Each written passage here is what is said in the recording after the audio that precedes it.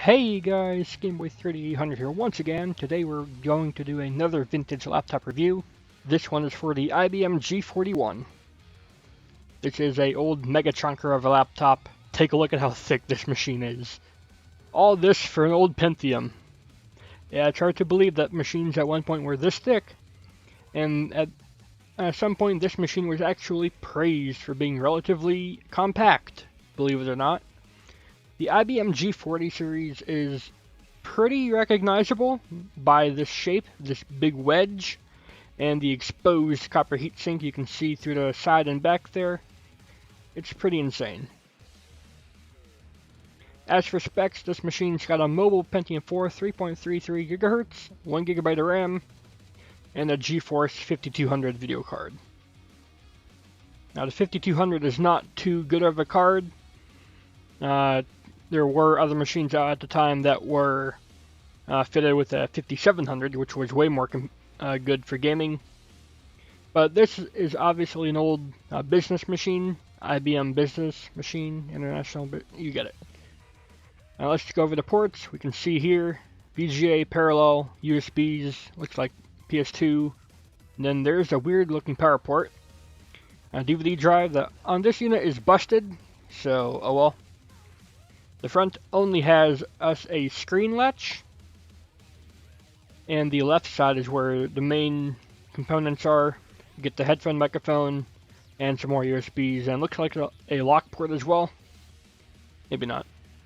And you can see on the left side there is a spot for a floppy drive, but that's only for models with integrated graphics. This one's got a GeForce 5200 that is passively cooled through a second fan in the system that draws air over the passively cooled heatsink through those vents. It was pretty cool to see something like that be built into a machine like this. And the screen itself is pretty good. There were a few options for the time. I believe this is like the medium or larger size screen option. What is this? 15.0 inches or 14.1. It's a 4:3 aspect ratio, so no widescreen here. And you'll notice on the bottom bezel there is a speaker. That is the only speaker on the system.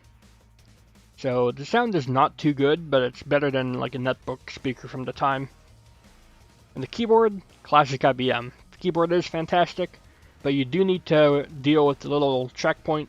Some people swear by it, but it's not for me. I'm not really into it. You get some media buttons up top. And we actually have like a pass-through design where the main cooling fan has access to clean air from the bottom and the top of the system. You can actually see straight through it. And that's one way to cool a Pentium 4, I guess.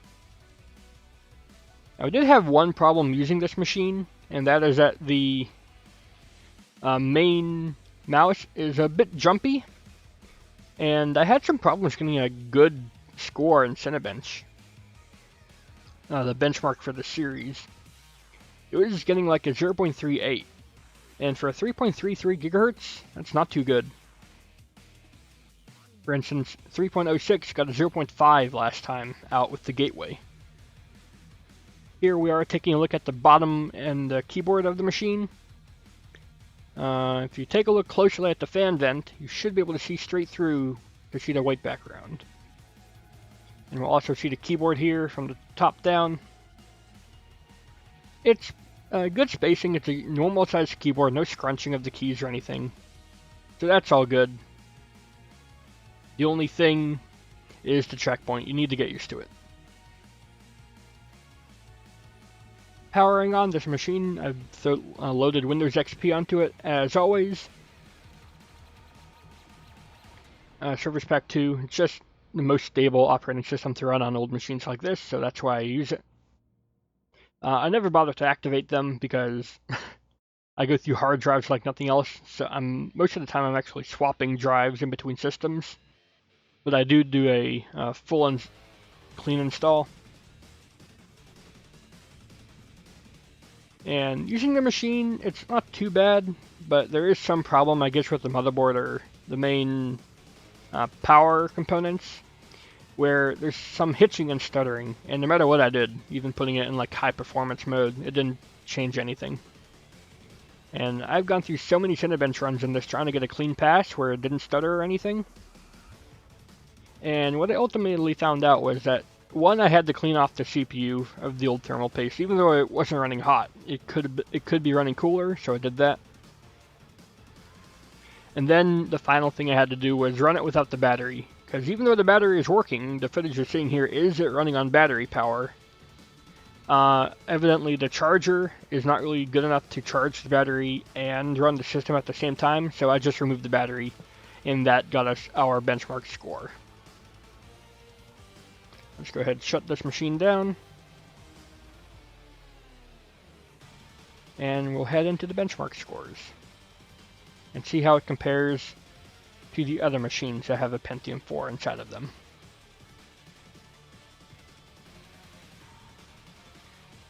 Alright, loading up the benchmark scores, the IBM is at the bottom, and we can see it gets a score of 0.44, and that is unimpressive considering that the gateway with, what is that, 300 megahertz slower processor gets a way better score. I'm going to chalk that down to this being a mobile Pentium 4, and I think the gateway's got like a regular Pentium 4. They're both hyper-threading, and they both got Windows XP, and 1 GB, 1.5 gigabytes of RAM, that won't make that much difference. So I really don't know why the G41 has a problem with like stuttering. I guess with this high frequency Pentium 4, the old power delivery just isn't capable. I could try overclocking it to like 3.4 gigahertz just to see if it'll like stay at a stable clock speed. But I don't know if that'll really help at all. It might just kill it actually, so I won't do that. But that's going to be it for this episode. IBM not able to get on top even though it's got the faster clock speed. Not the result I was looking forward to, or expecting I should say. Let me know what you guys thought. Anyways, next week we'll be tackling on a bigger machine. I'm thinking we're going to do the Fujitsu next time. See you all in the future.